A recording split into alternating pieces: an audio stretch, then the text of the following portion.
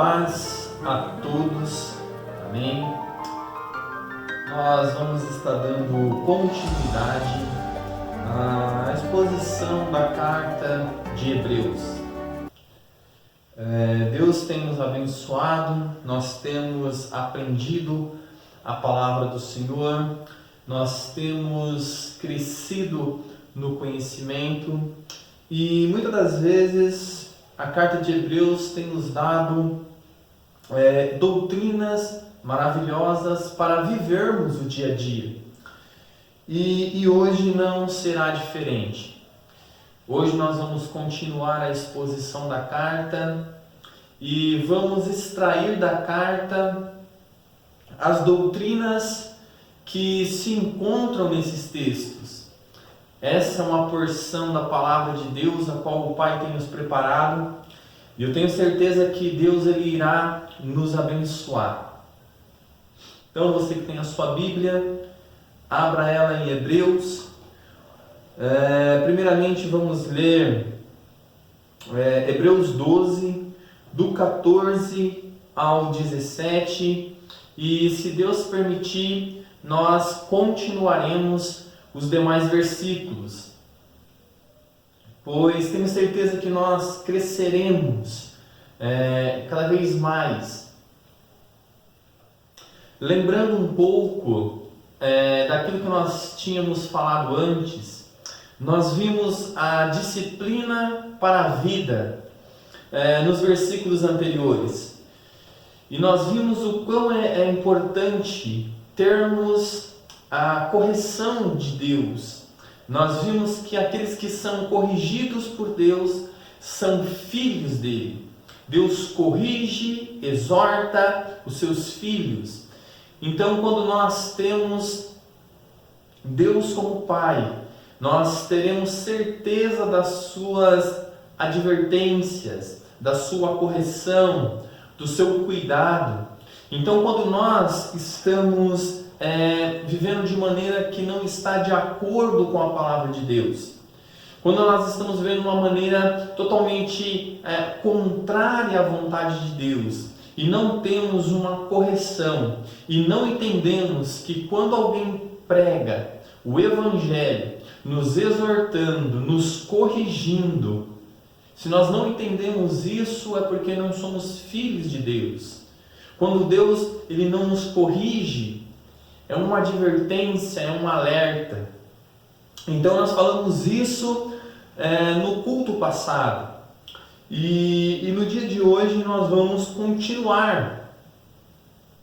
Então eu gostaria de ler o versículo 14 ao 17. E como eu falei, se Deus permitir, nós prosseguiremos. Amém? A palavra de Deus diz assim: segui a paz com todos e a santificação, sem a qual ninguém verá a Deus, atentando diligentemente, porque ninguém seja faltoso, separando-se da graça de Deus, nem haja alguma raiz de amargura brotando vos perturbe, e por meio dela muitos sejam contaminados. Nem haja algum impuro ou profano, como foi Esaú, o qual por um repasto vendeu o seu direito da primogenitura.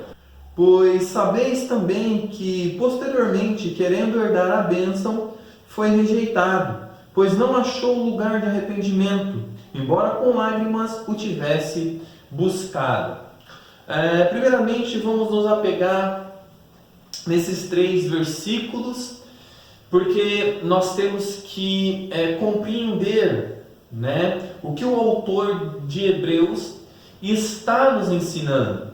O autor de Hebreus, ele prossegue instruindo os irmãos, e essa instrução que ele dá ali para aqueles irmãos também serve para nós. E ele diz assim: segui a paz com todos e a santificação. Nós sabemos que esses irmãos estavam vivendo um momento de perseguição. Nós entendemos que esses irmãos estavam ali sendo perseguidos, estavam sendo lançados em prisões, os seus bens estavam sendo saqueados, mas o autor de Hebreus, ele nos diz que devemos ter paz com tudo. E nós sabemos que quando nós estamos sendo perseguidos, atacados, quando nós estamos sendo afrontados, quão difícil é da nossa parte manter a paz com todos. E nós somos sempre tentados a revidar o mal com o mal. Nós sempre somos tentados a retribuir a ofensa com a ofensa. Então o autor de Hebreus aqui ele está orientando aqueles irmãos, tendo por exemplo Cristo. Cristo ele foi perseguido, ele foi traído, ele foi abandonado. Então o que Cristo fez? Cristo amou. Cristo não retribuiu o mal com o mal. E aqui o autor de Hebreus está falando com uma comunidade a qual estava sendo perseguida. Uma comunidade que estava sendo massacrada. E então o autor de Hebreus diz: segui a paz com todos. Então nós vemos que é uma exortação àqueles irmãos. Então eles deveriam estar, se possível, manter-se a paz com todos os homens. Do que depender do cristão, do que depender dos filhos de Deus, da nossa parte, quando somos perseguidos por causa do Evangelho, quando somos perseguidos por causa do amor de Cristo, devemos buscar a paz com todos os homens. E ele então vai dizer uma outra palavra. Ele diz que devemos buscar a paz com todos os homens e também a santificação. Santificação no estilo de vida. É o que a graça faz com nós, é o que a regeneração faz com nós. E podemos nos dizer que manter a paz com todos os homens é fruto dessa nova criatura. É o fruto produzido por aquele que nasceu de Deus. É o fruto produzido por aquele que nasceu do Espírito. E então ele diz: segui a paz com todos e a santificação, sem a qual ninguém verá a Deus. O que nós temos que entender aqui, o importante é esse ver a Deus, ou verar a Deus, é morar com Deus, é estar com Deus. Então veja, o final da santificação, o objetivo da nova criatura, o fim é ver Deus, morar com Deus, estar com Deus. É isso que temos que esperar. Por isso que nós entendemos agora o que ele está dizendo para aquela igreja, para aquela comunidade, para aqueles irmãos. Que não deveremos retribuir o mal com o mal, a ofensa com a ofensa, mas procurar a paz com todos. E a santificação, que é o estilo de vida daquele que nasceu de novo. Porque nós entendemos que o final dessas coisas é estar com Deus, é morar com Deus, é estar junto com Deus no céu. Então, nós temos que sempre estar visando o final das coisas. O porquê somos chamados, o porquê somos regenerados. No versículo 15 ele diz: atentando diligentemente, porque ninguém seja faltoso, separando-se da graça de Deus, nem haja alguma raiz de amargura brotando vos perturbe, e por meio dela muitos sejam contaminados. Então aqui no versículo 15, ele continua nos dizendo que para vermos a Deus, o que ele estava dizendo para aqueles irmãos não sejam atentando diligentemente para que ninguém seja faltoso, separando-se da graça de Deus. O que nós temos que entender é que o homem, ele não é. Ninguém pode nos privar da graça de Deus a não ser o próprio Deus. Ninguém pode privar o homem da graça de Deus senão o próprio Deus. Por isso não devemos viver de uma maneira faltosa, uma maneira que não esteja de acordo com a graça.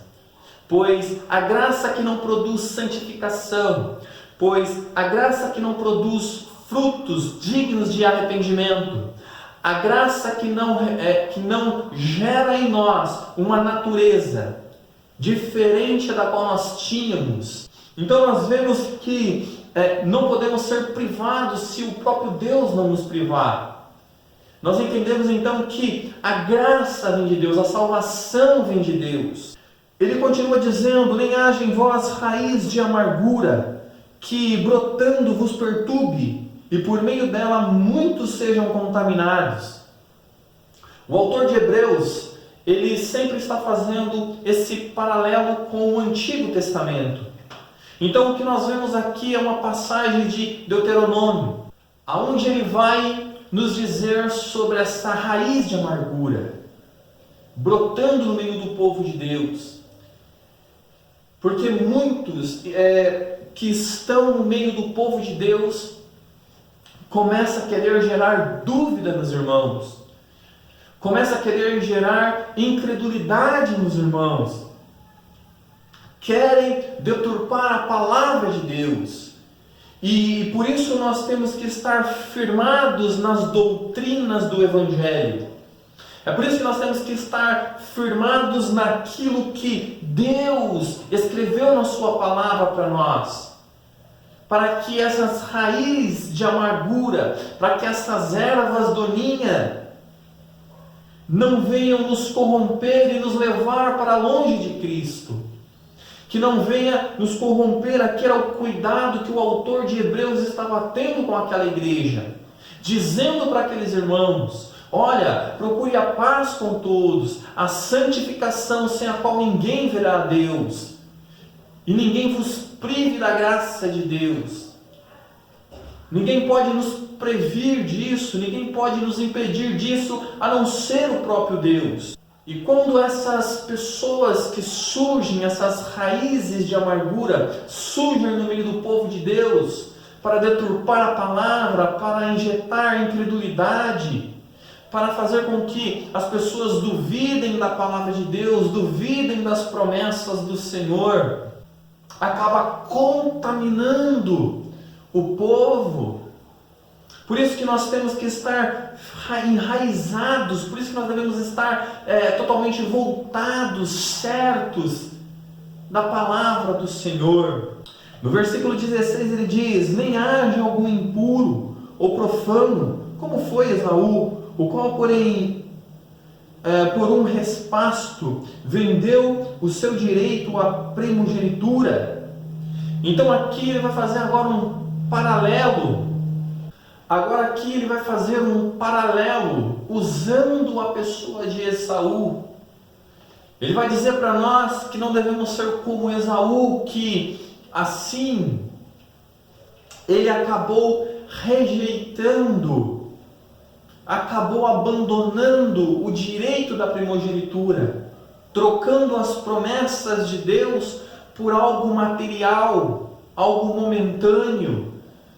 Muitas das vezes as pessoas são assim, trocam o eterno pelo momento do prazer, para satisfazer o desejo da carne. E então aqui o autor de Hebreus está colocando Esaú nesse sentido, de alguém profano, alguém que vende o direito da primogenitura, troca aquilo que é certo pelo aquilo que é duvidoso. Então ele apresenta Esaú como alguém que menospreza as bênçãos de Deus. Então ele diz para nós que não era para ver ninguém com esse sentimento, ninguém com essa postura. Mas muitas das vezes o que nós mais vemos dentro da casa de Deus são essas pessoas que são levadas por qualquer vento de doutrina, pessoas que acabam duvidando das promessas eternas, pessoas que acabam trocando, menosprezando a herança que Deus tem nos prometido. Então ele nos dá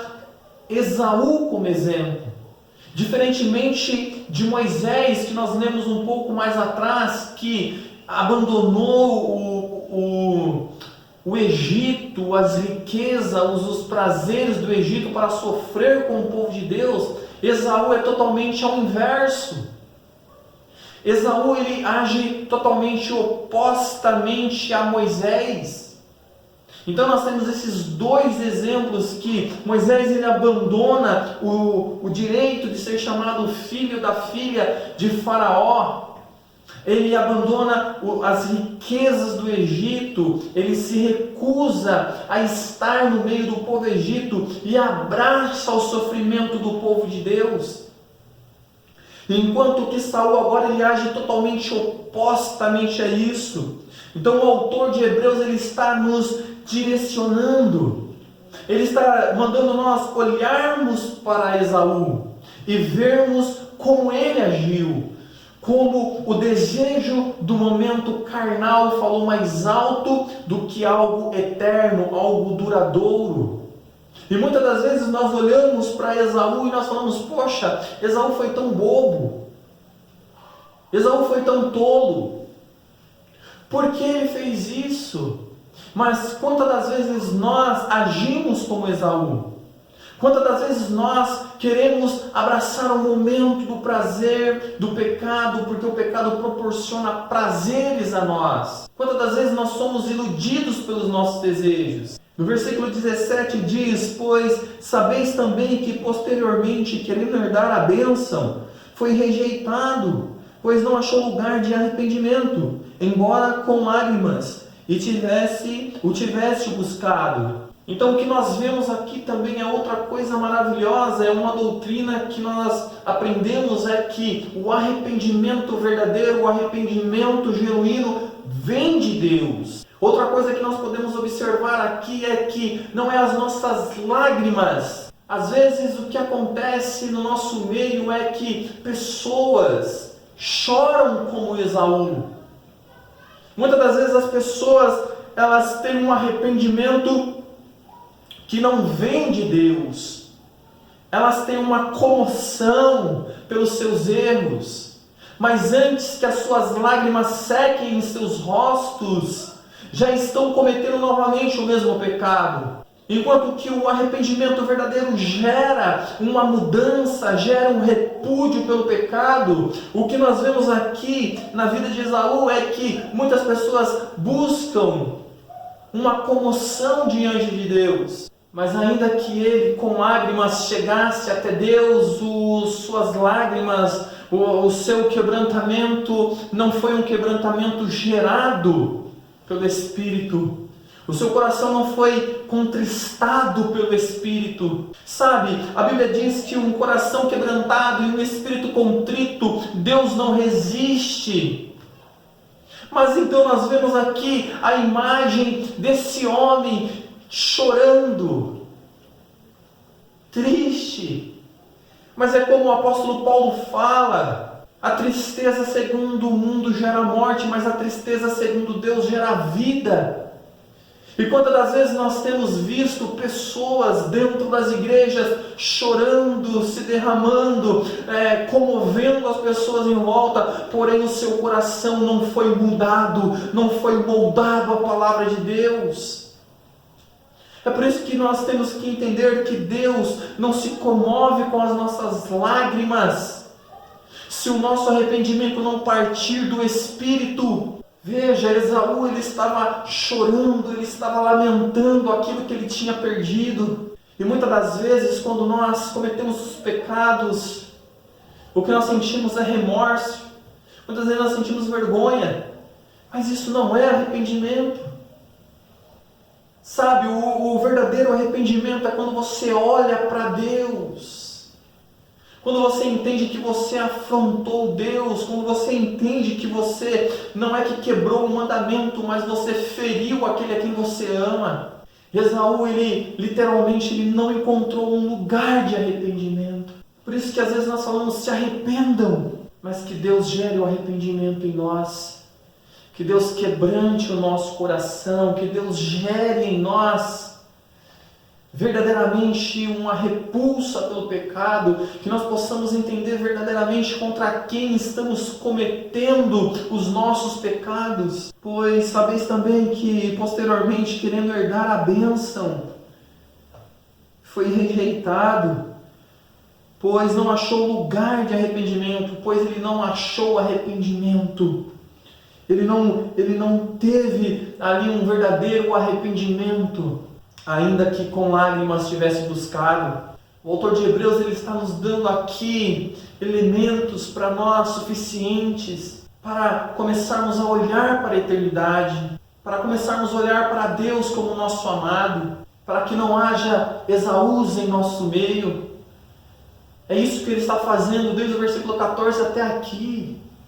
Ele está dizendo para nós, olha, busque a paz com todos, busque a santificação, não troque o eterno pelo passageiro, por algo temporal. Não seja como Esaú, que rejeitou as coisas espirituais, rejeitou as bênçãos de Deus, rejeitou a porção que lhe era devida. E então nós vemos aqui que o pior de tudo acontece é que quando ele vê o que acontece, quando ele olha, ele chora, ele se comove, porém é uma comoção que não vem do Espírito Santo. Não é um arrependimento, é mais um remorso. E quantas das vezes nós temos pessoas que apenas sentem o remorso? As pessoas olham apenas para o momento. Então o autor de Hebreus ele prossegue, ele diz no versículo 18, ora, não tendes chegados ao fogo palpável e ardente, e à escuridão e às trevas, e à tempestade, e ao clamor da trombeta, e ao som de palavras trais, que quantos o ouviram suplicaram que não lhes falasse mais, pois já não suportavam o que lhes era ordenado. Até um animal, se tocasse o monte, seria apedrejado. Na verdade, de tal modo, era horrível o espetáculo que Moisés disse, sinto-me aterrado e trêmulo, mas tende chegados ao monte de Sião, e à cidade de Deus vivo, a Jerusalém celestial, e a incontáveis hostes de anjo, e a universal assembleia, a igreja dos primogênitos, arrolados nos céus, e a Deus, juiz de todos, e aos espíritos dos justos aperfeiçoado, e a Jesus, o mediador da nova aliança, e ao sangue da aspersão, que fala coisas superiores ao que fala o próprio Abel. Então aqui nesses primeiros versículos aqui que nós estamos lendo, o autor de Hebreus ele está mostrando para nós como a primeira aliança ela foi feita. E então ele começa a dizer de tudo aquilo que aconteceu quando Deus ele faz a primeira aliança. Assim como ele fala da escuridão, das trevas, do fogo, assim como ele fala da tempestade, do clamor da trombeta e dos sons das palavras. Quando nós vimos aquele espetáculo, gerou naqueles homens um temor. Quando eles viram aquilo, eles se atemorizaram. Mas então ele prossegue falando do Monte Sinai. E então ele faz aqui esse paralelo entre o que é terreno e o que não é terreno. Ele nos mostra a diferença da primeira aliança para a segunda. Ele nos mostra o quão nós devemos estar atento a isso. O quanto uma coisa era transitória, era passageira. Lembra que nós falamos que o autor de Hebreus ele sempre está falando dessa transição? E aqui o que ele está fazendo é exatamente isso. Ele está mostrando para os irmãos hebreus a diferença daquilo que era eterno para o que era transitório. Embora eles pudessem observar tudo aquilo, o que ocorreu, a trombeta, o som de trombeta, os trovões, os clangor, a tempestade, vamos por assim dizer, todo aquele espetáculo, toda aquela coisa gloriosa, cheia de glória, Porém, aquela primeira aliança, ela seria passageira, transitória. Mas então ele prossegue, mas tende chegados ao Monte Sião, a cidade de Deus vivo, a Jerusalém celestial, e a incontáveis hostes de anjos. É interessante que quando ele nos mostra a primeira aliança, ele fala de coisas que são da terra também.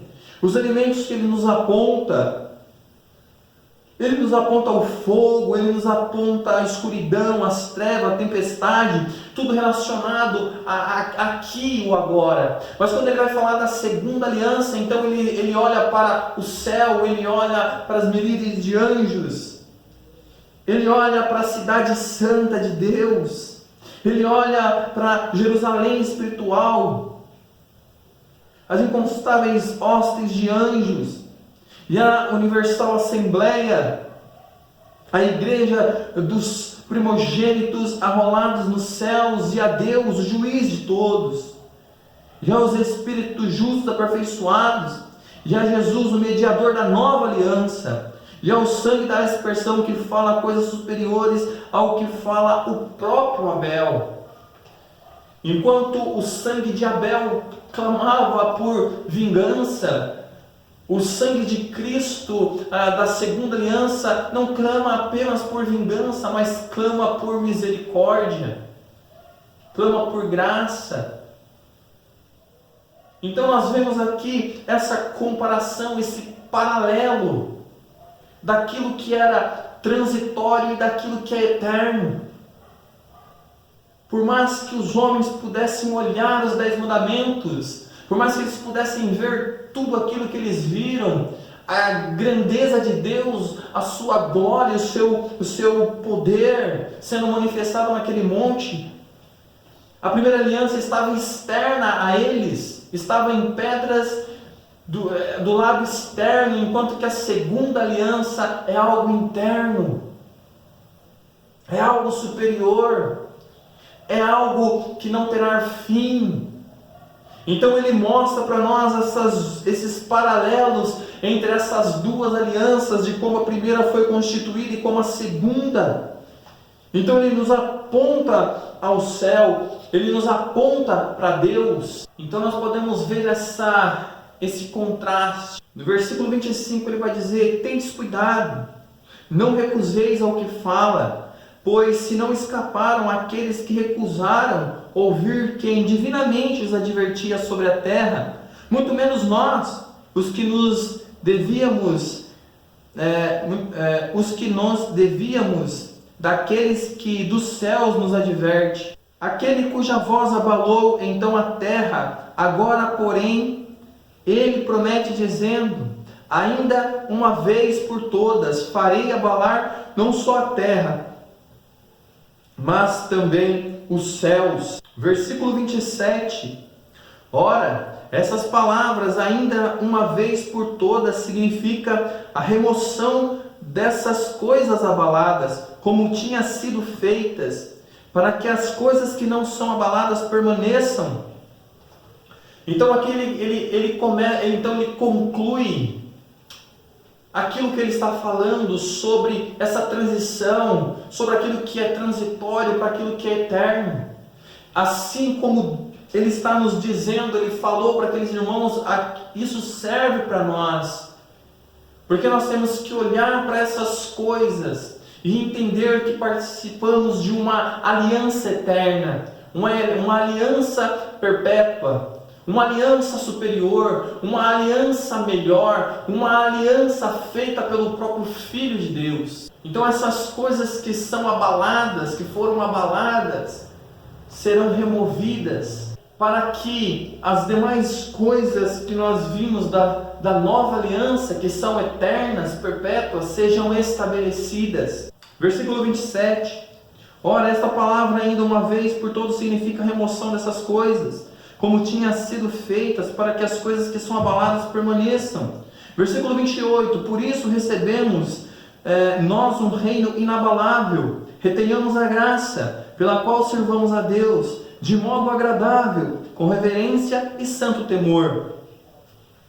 Então aqui no versículo 28, ele vai nos mostrar o céu, ele vai nos mostrar o fim, Ele vai nos mostrar aquilo que permanece. E então ele diz para nós que devemos viver de um modo agradável a Deus. É aquilo mais ou menos o que ele falou entre o versículo 14, 15 ao 17.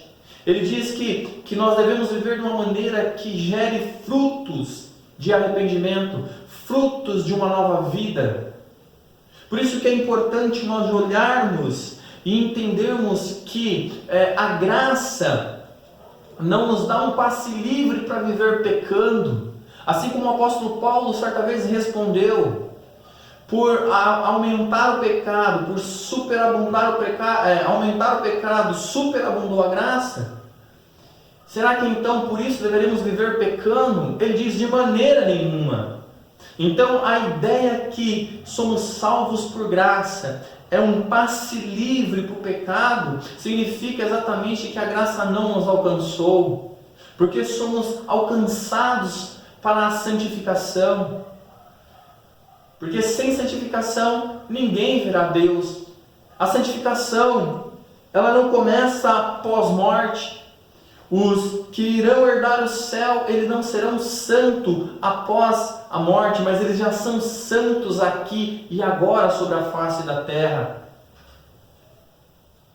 Por isso, recebemos não um reino inabalável, retenhamos a graça pela qual servamos a Deus de modo agradável, com reverência e santo temor. Devemos viver de acordo com o Evangelho. Devemos viver de acordo com a nova natureza. Devemos então agora ter essa luta constante contra o pecado. Uma vida de temor, uma vida de santidade, uma vida buscando agradar a Deus a todos os momentos. E no versículo 29 ele vai dizer: porque o nosso Deus é fogo consumidor. Aqui ele nos apresenta que o nosso Deus, ele é um juiz. Esse fogo consumidor, um dia todos nós estaremos diante dele. Um dia estaremos diante desse Deus que é santo. Um dia estaremos diante desse Deus que é juiz e irá julgar as nossas obras. E por mais que as pessoas queiram ignorar isso, e por mais que as pessoas queiram menosprezar esse aspecto, essa é uma realidade. Que um dia nós estaremos diante desse fogo consumidor. Que um dia nós estaremos diante desse Deus. Sabe, Ele nos aponta ao céu. Ele nos aponta que devemos viver de uma maneira digna do Evangelho. Ele nos aponta como devemos ser um povo que representa esse Deus santo na terra. Então, amados, o que nós estamos aprendendo aqui hoje é algo maravilhoso. É algo que muitas pessoas tentam evitar a todo momento em falar. As pessoas, elas detestam falar sobre o juízo final. As pessoas raramente nos cultos hoje levam as pessoas a olharem para esse momento na história. E nós vimos aqui que o autor de Hebreus, ele traz esse peso final. Ele fala da recompensa daqueles que viverão de acordo com o seu Deus. Aqueles que refletem a santidade do seu Deus para esse mundo caído. Por isso a nossa obediência a Deus, a nossa santidade a Deus, tem que falar algo para essa geração.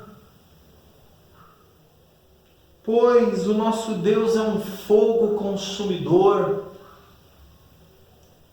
Mais cedo ou mais tarde, todos serão consumidos por este fogo. Estarão na presença desse juiz, estarão na presença desse Deus. É sobre isso que o autor de Hebreus está falando. Ele está dizendo que o nosso Deus é um fogo consumidor. Ele fala da santidade do povo de Deus. Ele finaliza de uma maneira maravilhosa o seu argumento. Ele diz: olha, então nós devemos viver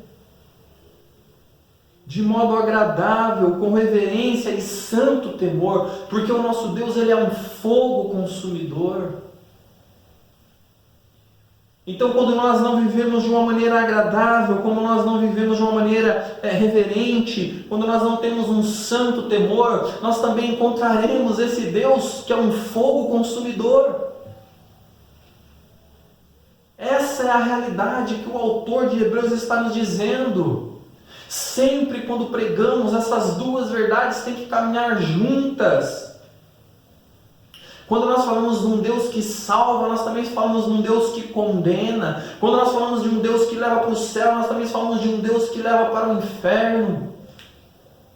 Gente, isso é algo maravilhoso para nós nessa noite. É algo maravilhoso porque Ele está nos indicando como nós devemos viver. E se vivermos dessa maneira, encontraremos esse Deus que é um fogo consumidor. E se não vivermos dessa maneira, também encontraremos esse Deus que é um fogo consumidor, amado. Isso nos arremete, isso nos faz pensar, isso nos faz olhar para Deus. Isso nos faz olhar para o juízo final, isso nos faz olhar para o seu tribunal. Amados, é algo sério. A igreja precisa se despertar. É por isso que ele diz que não haja entre nós nenhuma raiz de amargura que brotando possa contaminar os demais. Muitas pessoas estão na igreja, mas não acreditam no céu, não acreditam num Deus que é santo, não acreditam num Deus que odeia o pecado, não acreditam num Deus que odeia o tipo de vida imprópria. Nós temos que olhar e entender isso. Não podemos ser uma igreja apóstata. É o que tem acontecido nesses últimos dias. As pessoas têm se apostatado da fé e a igreja está arrastando multidões. Essas pessoas que têm influenciado os cristãos a não acreditar num Deus que é totalmente santo, num Deus que odeia todo tipo de pecado. Há uma igreja que quer ser legal, há uma igreja que quer ser amiga do mundo, há uma igreja que não quer ser rejeitada pelo mundo, há uma igreja que quer ser amada e aceitada pelo mundo, esquecendo-se da palavra de Jesus que diz: se eles me odiaram, também odiarão a vós, se eles me perseguiram, também perseguirão a vós. É impressionante que nós estamos vivendo uma geração assim. Pessoas estão sendo influenciadas pela mídia, por pessoas que não são cristãs. Pessoas têm agido e pensado como mundanos. O mundo tem ditado o padrão, porque as pessoas não estão lendo as suas Bíblias. Amados, mais cedo ou mais tarde nós encontraremos esse Deus. Mais cedo ou mais tarde nós estaremos diante desse fogo consumidor. Que Deus tenha misericórdia de nós. Que Deus consiga nos mantermos firmes. Que nós possamos fixar os nossos olhos nas promessas de Deus, na palavra dEle. Que nós possamos permanecermos fiéis até o fim. Martinho Lutero certa vez diz: a paz, se possível, mas a verdade a qualquer preço. Não negociamos a verdade, não vamos negociar a verdade, não podemos abrir mão, não podemos trocar como Esaú. Temos que viver pela verdade, morrer pela verdade, defendermos a verdade, se posicionarmos nessa geração. Crentes estão com medo de se posicionar. Sabe, no mundo caído, rebelde,